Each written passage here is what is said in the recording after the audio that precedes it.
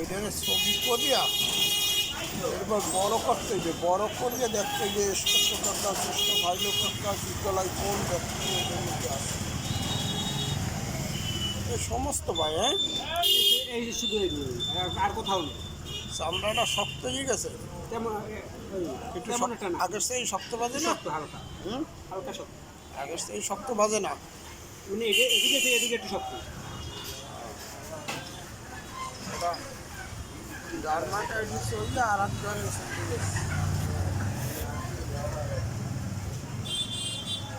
এই রোগটা কতদিন যাবে? বস হ্যাঁ, কাম লাগলে চুলকায় কামার। ঘাম লাগলে শুনতে হবে।